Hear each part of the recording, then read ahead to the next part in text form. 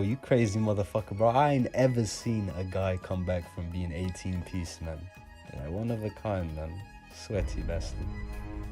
Top one would be Red Bull, because I feel like his ground game and his spawn trapping are just nasty.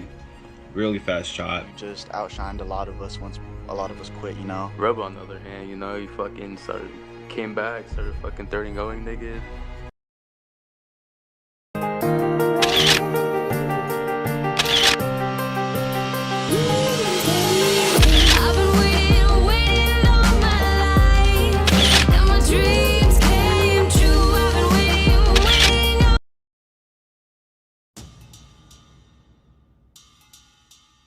Yo, what's good, y'all? It's Red Bull here. So this is kind of a cool video. This is honestly one of my favorite videos I think I've made. Like, after all these years, I think this is my favorite one because this is the first one of its kind in like any 1v1 community, like MW2, MW3, BO2.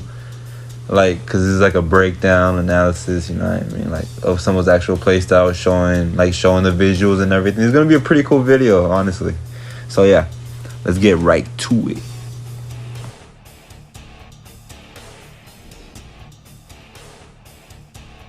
Okay, so whenever someone is ever challenging me in top yellow, I'd kill them and continue the reverse trap on the ledge. I'm actually the only player who does this. Here's an example.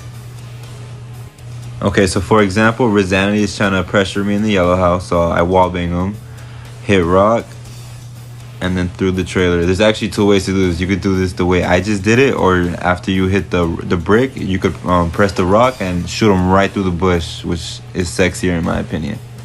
But yeah, let's move forward. It's something small I used to do in my ground game, but it's worth mentioning. So my swaying movements, what this does is moves my radar and confuses my opponent as to where I am. So basically, if someone would look at the mini map, they'll be like, oh, he's moving a little bit, we'll try to pop out, and I would basically counter him or something, you know. So basically, over here I'm out in the open, right? This is me baiting my opponent. It's not like, I wouldn't say to do this to like every single opponent, but if you got your opponent's timing down and you kind of know what he's about, then I would say try this. So look, I'm outside in the open, I'm vulnerable, but I'm basically baiting him, man. I'm moving, so right when he tries to kill me, he like doesn't know where to shoot, basically. Another tactic I would use is when someone was in the yellow house window area, I'd place myself right to the point where it forced them to come out, and I would pop them when they came out. People honestly like didn't like this, but it was smart and it worked every time, so why not use this shit, you know what I mean? Okay, so as you can see, I'm right in the area where he needs to come out to kill me. He hops out, and that's an easy kill. If you want to kill him a little bit faster, I would say like just pre-aim a little bit. Right when he comes out, boom, you already got your shot ready. And yeah. Okay, so my next tactic would be feinting.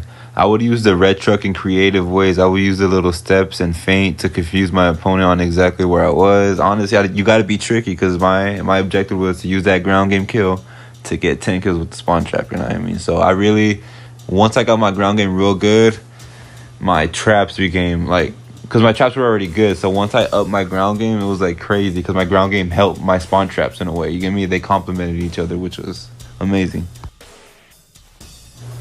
Okay, so it's basically just feinting. Right now I'm feinting to the right, shoot to the left. Feinting backwards, then I go forward, you know? It's all about tricking him, getting into his head, like, where the hell is this guy gonna be at? One thing I've always done really well ever since I understood Nuketown was controlling middle. Controlling middle is key. In this video, I'm going to show you guys how to control middle. So this is a 30-0. This is a fast 30-0. And you guys know why it was fast? It's because I controlled middle. Every time he came out, I would pop him. I would hit a high piece and just keep him out. Like, that's honestly how you become unbeatable, controlling middle. This is like the most important piece of info you could take out of this video.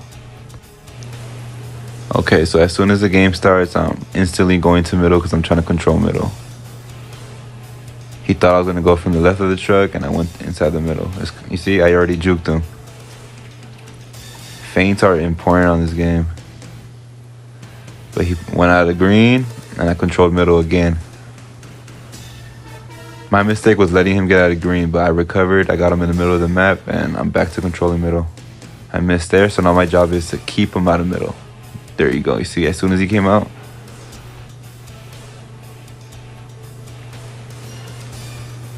This is controlling middle, guys. Not letting him get to the middle. Whenever he pops up, just shooting him no matter where he goes. Middle, top window, the front door, outside the back chimney, through the garage.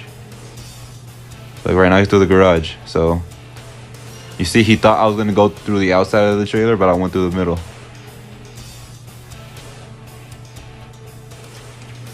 I'm just keeping him out, you know?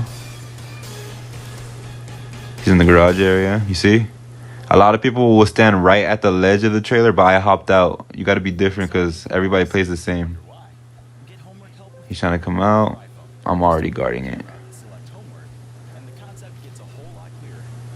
The game just started, by the way, and it's already almost over. So this is... Controlling middle could make you unbeatable, guys. I'm telling you. There you go. I set him up to... I put him in a place where I could hit a higher trap and continue my trap, and I did. There you go, guys. You see? I would use the mannequins to confuse my opponent so I could have enough time to cock my L9 back and return fire. Here's an example of what I mean by that. So this basically gives your opponent something to think about while you're vulnerable for like that 1 second.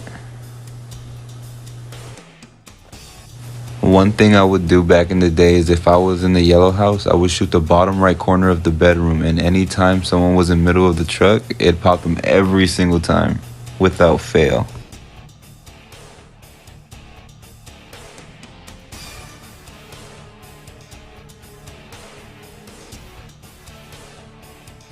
One thing I loved to do was I set people up for extra long pieces. Here's what I mean.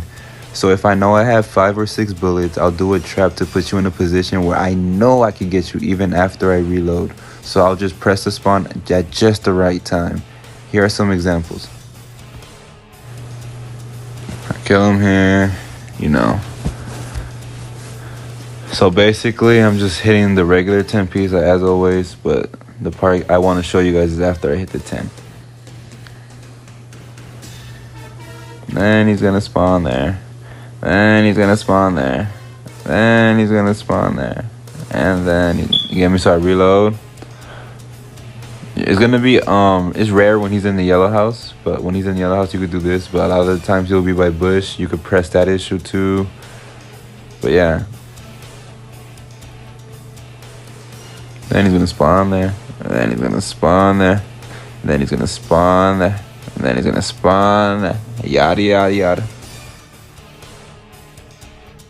Alright, this is gonna be my last one because I ain't finna give y'all like my whole arsenal and shit. The video will be too long.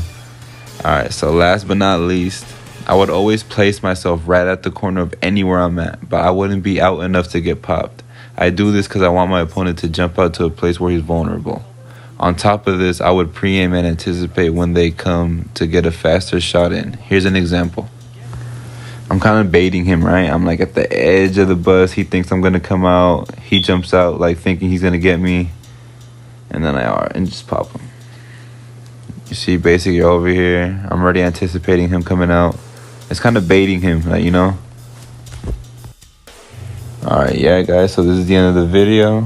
Hope you liked it. And yeah, I just want to share some wisdom with y'all. You feel me?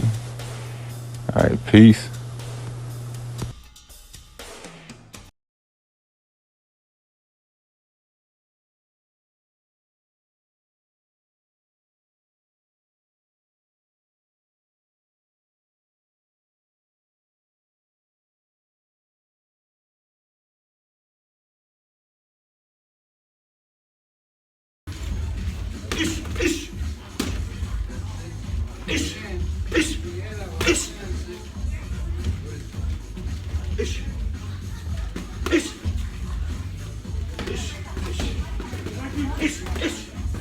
Ish.